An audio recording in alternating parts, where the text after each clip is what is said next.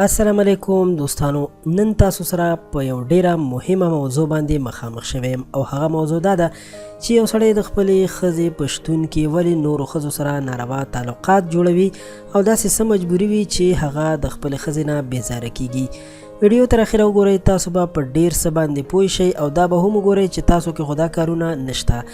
د هر څه نه اول زموږ چینل خان کلیک در سره سبسکرایب کړئ او دا ویډیو هم لایک کړئ چې تاسو ته زموږ د هرې نوې راتلونکې ویډیو خبر په وخت درکړل شي. دوستانو، د هر څه نه اول به دا ووایو چې زنا او بدکاري د دنیا په هر مذهب کې یوه لویه ګناه ګڼل کیږي او زناکار انسان ته په بد نظر کتل کیږي، خو د دې باوجود هم خلک په دې ګناه کې اخته دي، خاص طور باندې واده کړي کسان چې د خپلو ښځو په شتون کې هم ورته پردۍ ښځې ښایسته ښکاري او پردو ښځو سره د ناروا تعلق جوړولو کوشش کوي او که په پیسو وي یا په بله کومه طریقه خو خپله خوله ګنده کوي. په دې کې ډېر سړي داسې هم وي چې جسم خرڅونکو ښځو باندې خپل زړه بایلي. همدې باره کې په یو نوي تحقیق کې ویل شوي دي چې کله د یو مشهور محقق نه یعنی تحقیق کوونکي نه پوښتنه وشوله او په دې باره کې ترېنه سوال وشو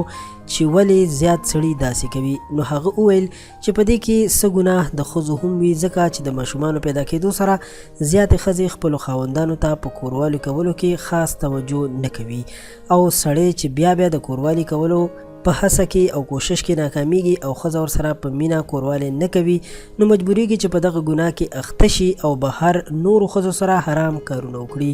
او دا خبره سړو ته هم معلومه ده چې زه څه کار کوم نو ښه نه کوم، خو بیا هم نه منې کیږي او دا ورته ناممکن ښکاري چې دغه بدکاري پرېږدي.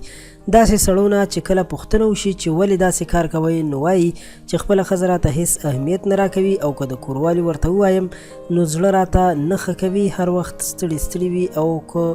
خاوند ورسره د مینې کولو کوشش کوي نو ښځه یې نه پرېږدي چې مینه وکړي. خو داسې هم نه ده چې ټولې ښځې یو شان وي، بلکې دا په سلو کې یو څو فیصده ښځې داسې وي چې د بچو نه پس د کوروالي کولو ته زړه نه ښه کوي، یعنی ډېر په مینه باندې کوروالي نه کوي او موږ د دغه یو څو فیصده ښځو ذکر او خبره کوو. خو بیا هم سړو ته هیڅ په کار نه دی چې د خپلې ښځې په شتون کې زنا یا بدکاري او یا دغسې نور خراب عملونه ترسره کړي، ځکه چې دا یو خراب عمل دی او چې یو ځل انسان په دې پلیت عمل باندې اخته شي نو بیا ټول عمر پکې راګیر وي او ځان ترې نشي خلاصولی. امید لرم چې دا معلومات به ستاسو خوښ شوي وي او دا هم امید لرم چې دا معلومات به تاسو منفي نه وي اخیستي، یعنی زموږ مطلب هیڅکله هم دا نه دی چې ټول سړي یا ټولې ښځې خرابې دي، بلکې یو څو فیصده وي چې په هغوی کې دغه کارونه شتون لري او پکې موجود وي. له نورو په زړه پورې معلوماتو لپاره در سره خان کلیک چینل همدا اوس سبسکرایب کړئ چې په آینده کې زموږ هره نوې راتلونکې ویډیو تاسو ته په اسانۍ او په وخت در ورسیږي. تر بیا د لوی الله په امان.